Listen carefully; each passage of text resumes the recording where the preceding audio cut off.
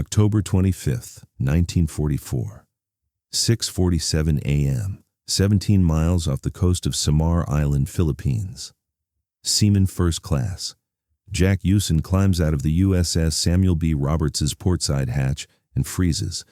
The horizon to the northwest, the direction they'd been told was empty ocean, is filled with pagoda masts, massive tiered superstructures rising like gray cathedrals from the water. He counts 4, then 6, then stops counting because his hands have started shaking. Behind him, someone drops a coffee mug. The metallic clatter echoes across the deck. "Those are battleships," gunner's mate Paul Henry whispers, his voice barely audible over the diesel engines. "Those are Japanese battleships."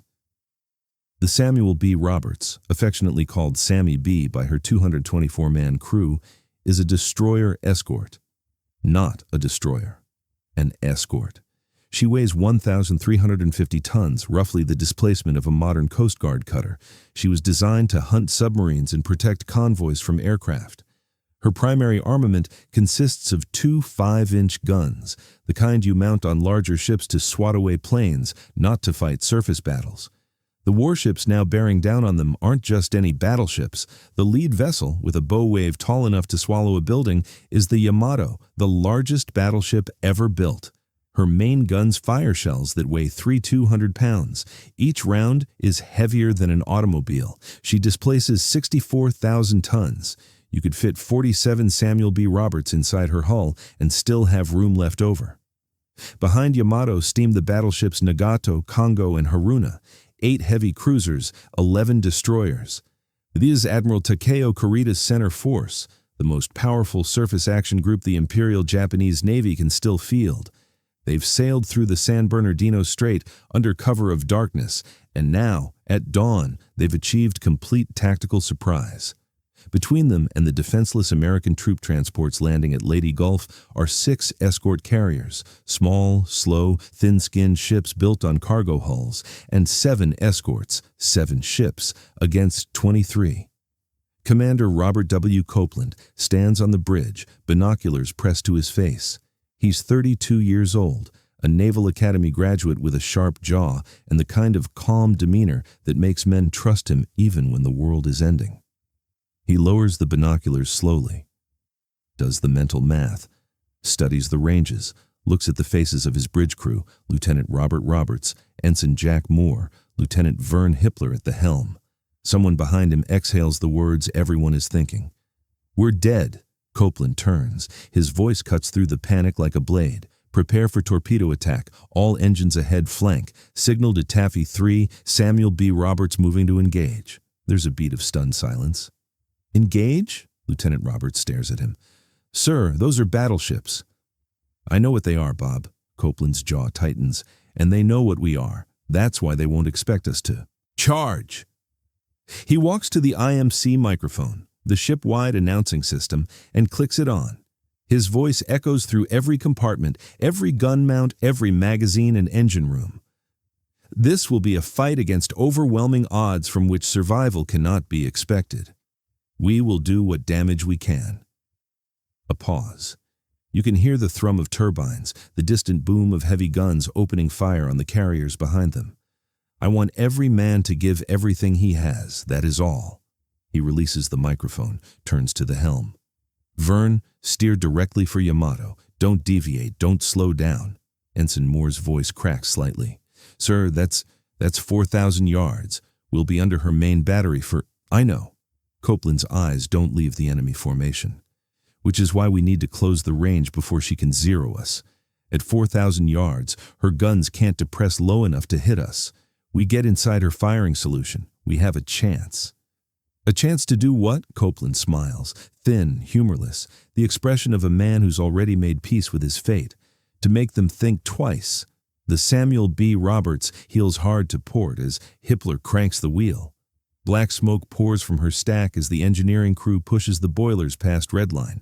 She accelerates, 20 knots, 22, 25.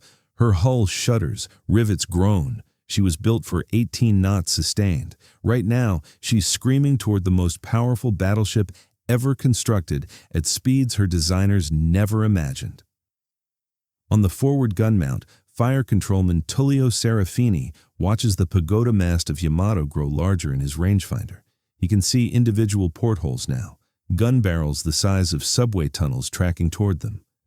"Range 12,000 yards, he calls out, voice steady despite the sweat running down his temples.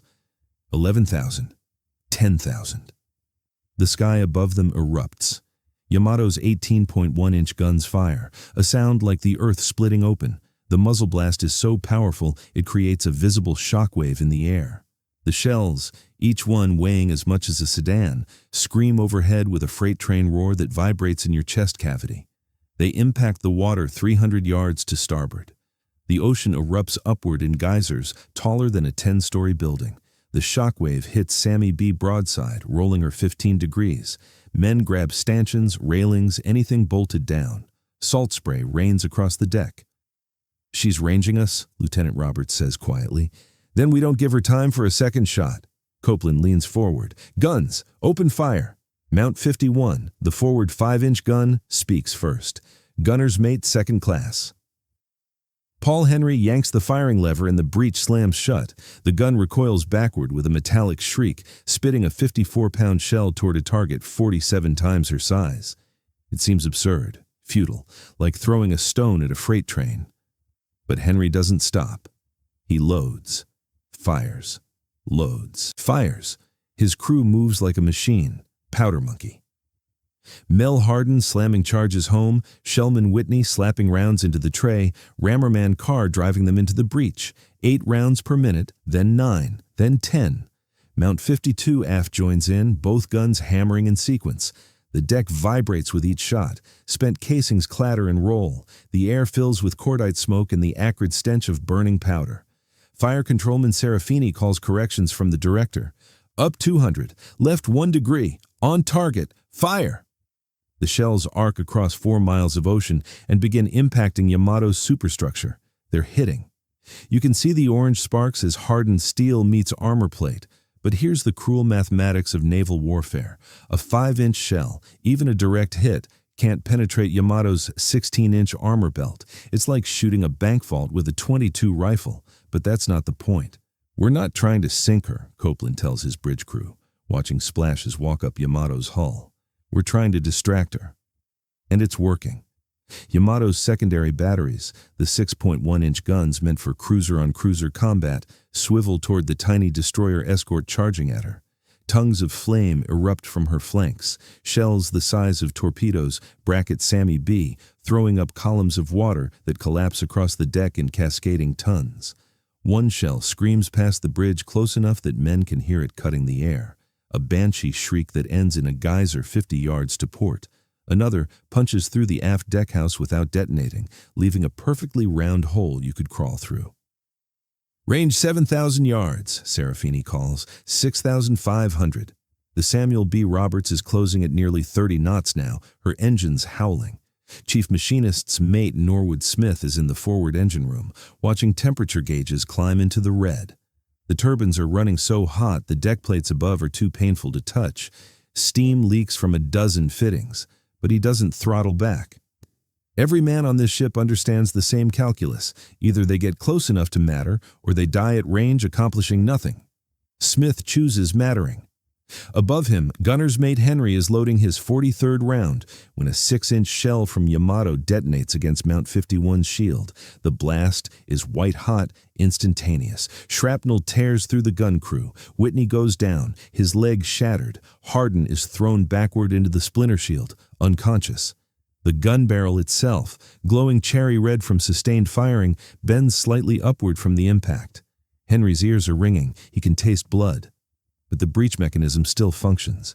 He looks back at the shell hoist, where 17-year-old seaman apprentice Red Harrington stands frozen, eyes wide. "Harrington!" Henry's voice cuts through the shock. "You're the shellman now. Move!"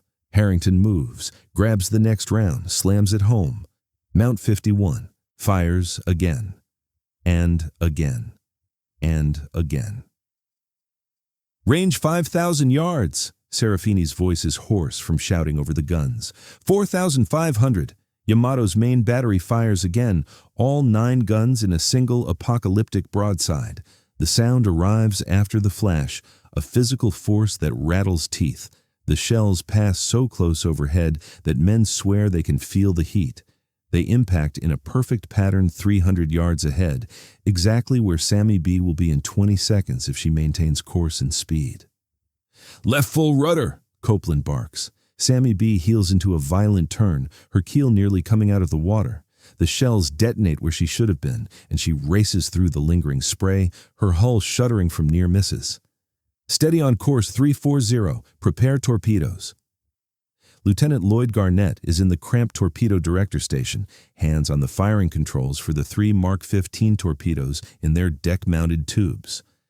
These aren't the fire-and-forget weapons of the submarine fleet. They're World War I vintage weapons, requiring precise angles and perfect timing.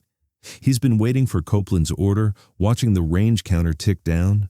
4,000 yards, too far.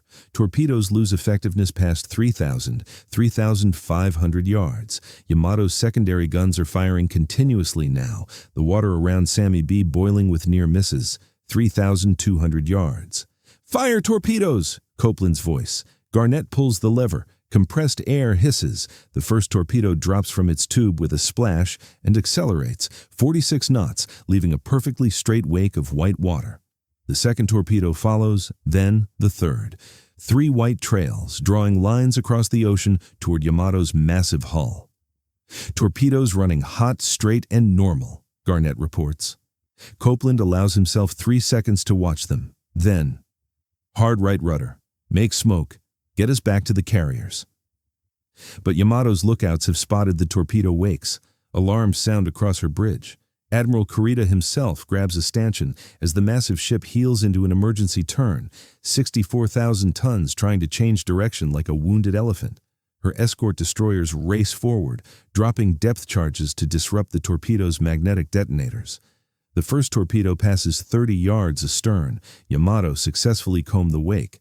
The second detonates prematurely against a depth charge, throwing up a useless geyser. The third.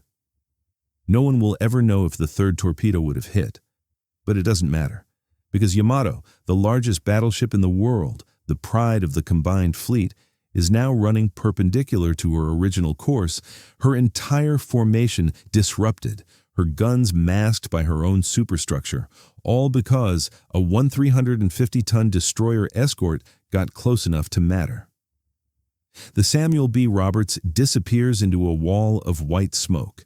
Not natural fog, chemical smoke, generated by Mark 37 generators on her fantail that pour out oily, acrid clouds thick enough to hide a city.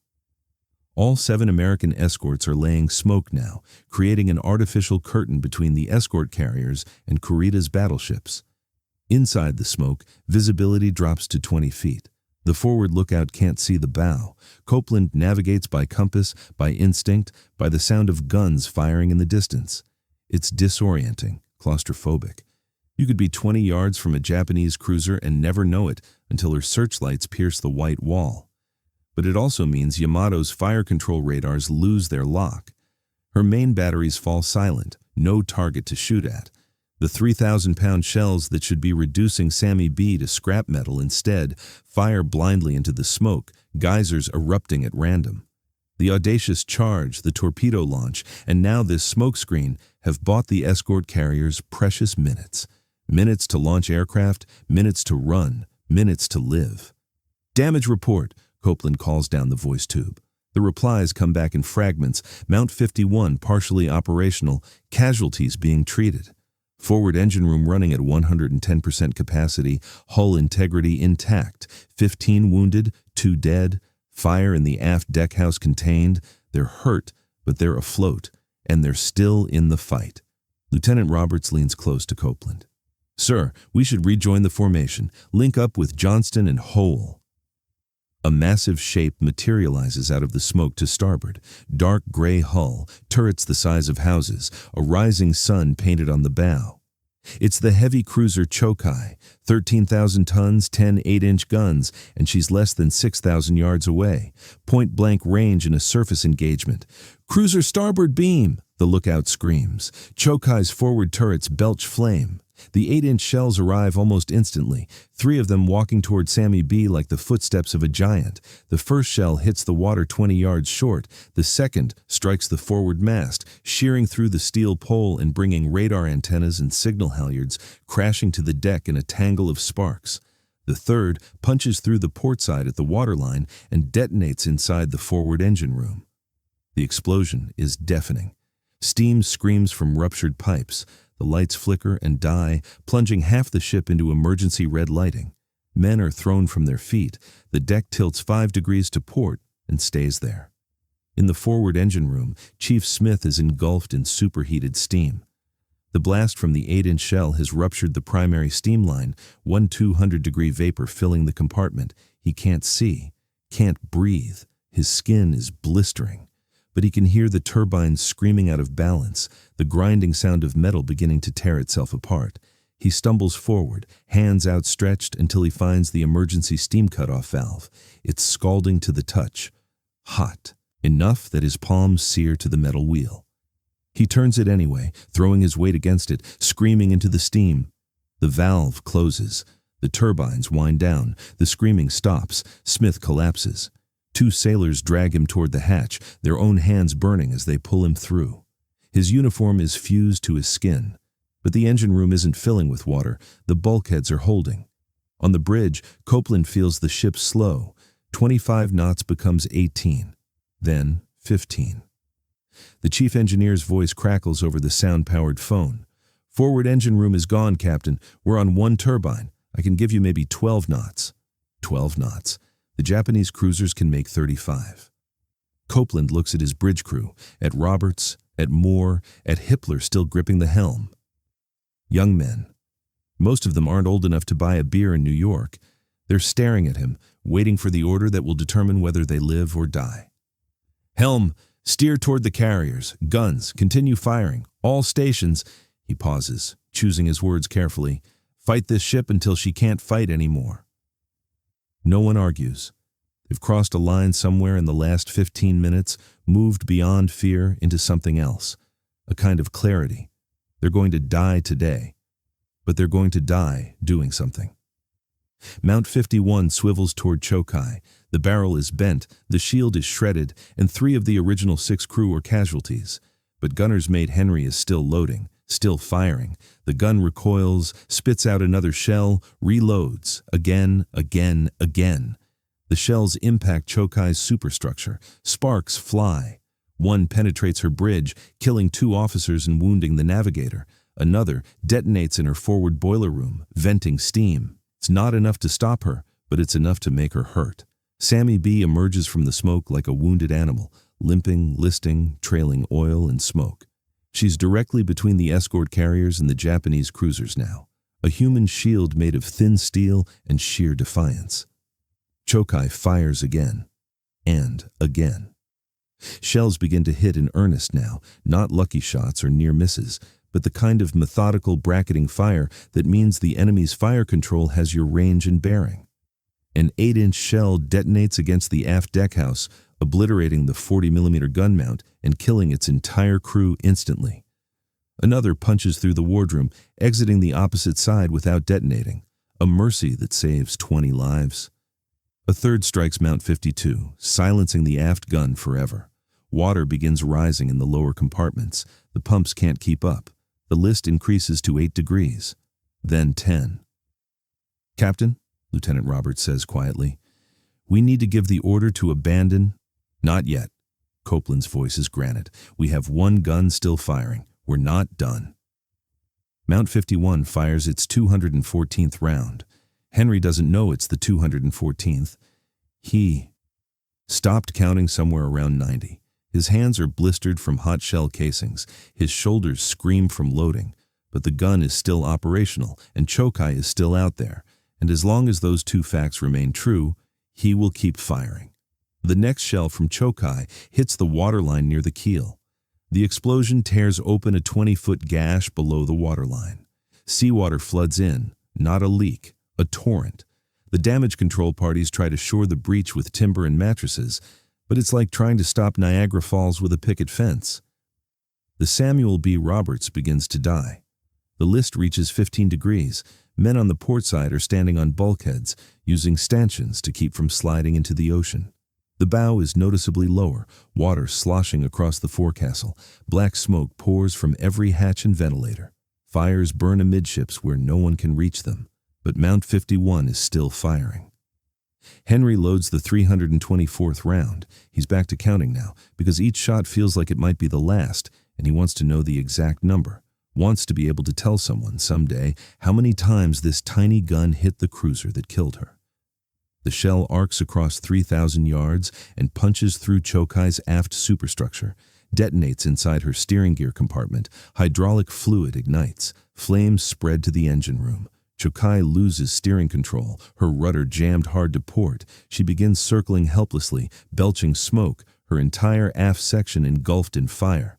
She will burn for 3 hours before her crew abandons her.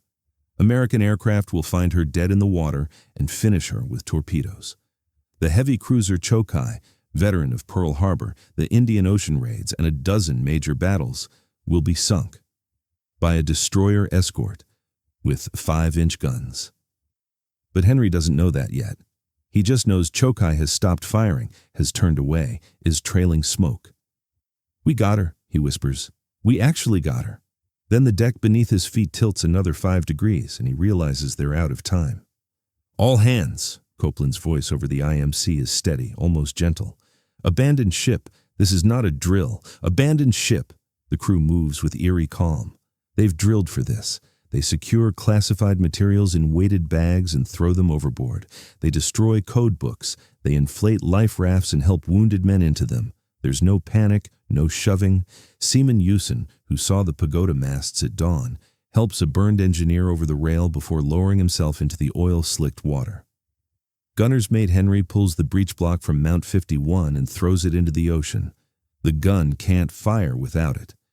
If the Japanese board her, they won't be able to use her own weapons against anyone else. It's a small thing, petty even, but it matters to him. Commander Copeland is the last man on the bridge. He walks through the compartments one final time, checking every space, calling out, making sure no one is trapped, no one left behind. The water is knee-deep in officers' country, waist-deep near the engine rooms. The ship groans, the sound of steel tearing, bulkheads collapsing, a living thing dying. He climbs to the highest point still above water, the flying bridge where the American flag still flies, stands there as the bow dips under, as the water climbs the hull, as the stern begins to rise, propeller blades glinting in the morning sun. "You were a good ship," he says quietly. To the Samuel B. Roberts, to his crew, floating in rafts and debris fields around her, to himself.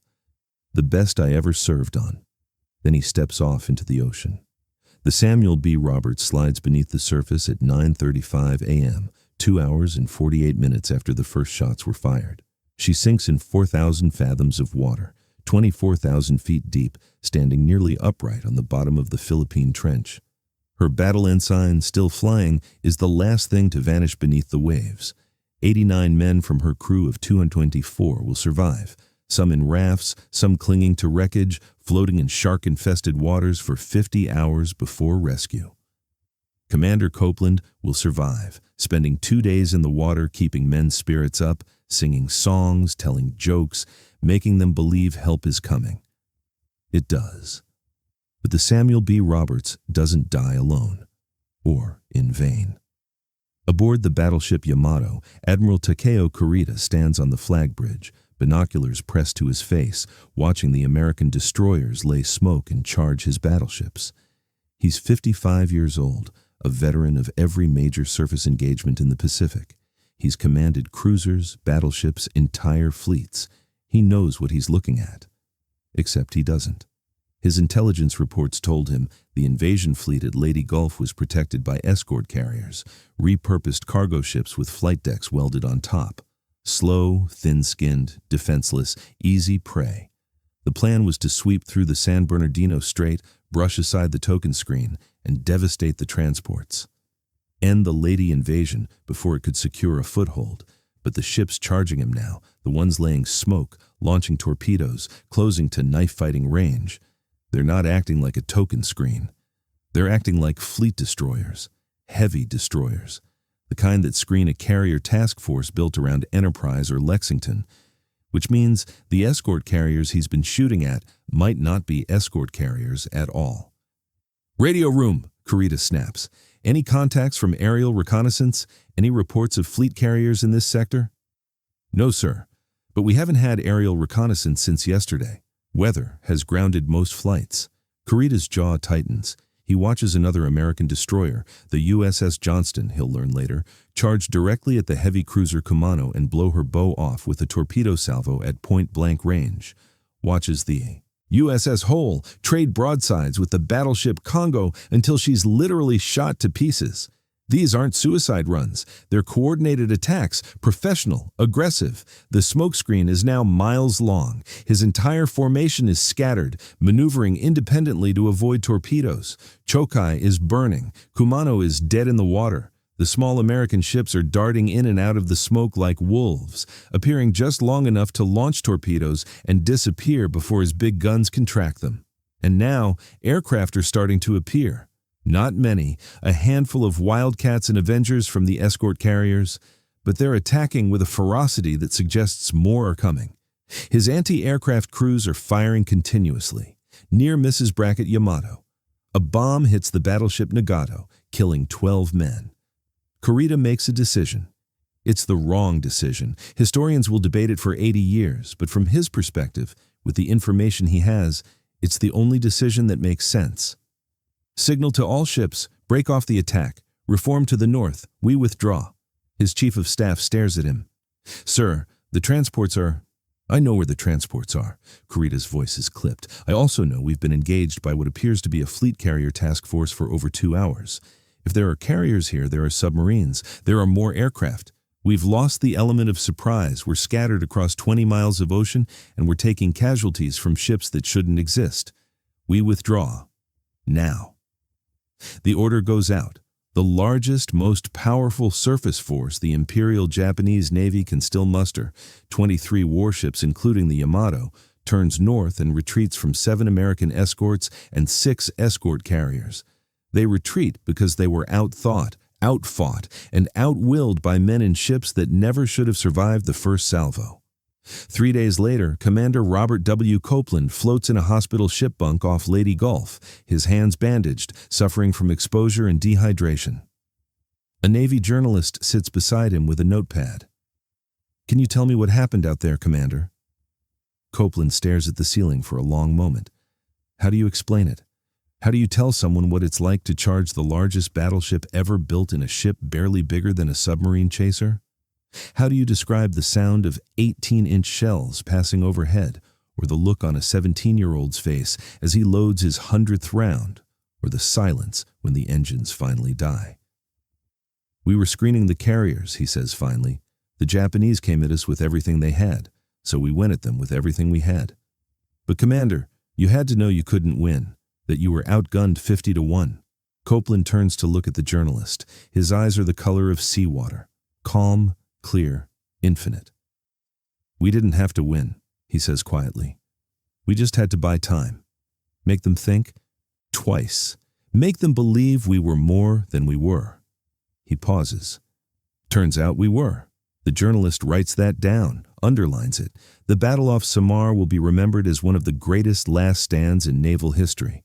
The destroyer escort USS Samuel B. Roberts will be awarded the Presidential Unit Citation, the highest unit award for valor.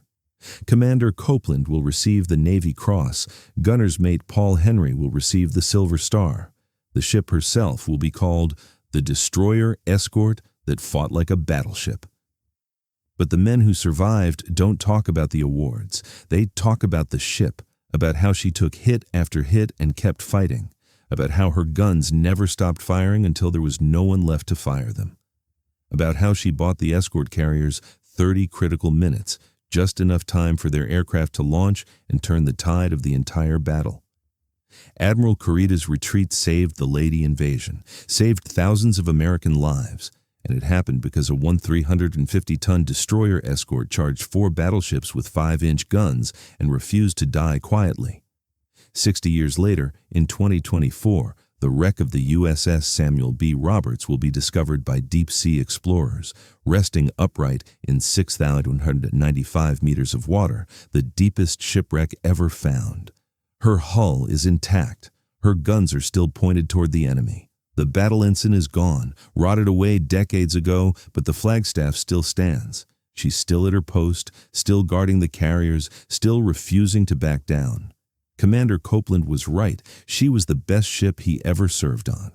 And on October 25, 1944, off the coast of Samar, she proved that courage isn't about the size of your guns, it's about the size of your fight.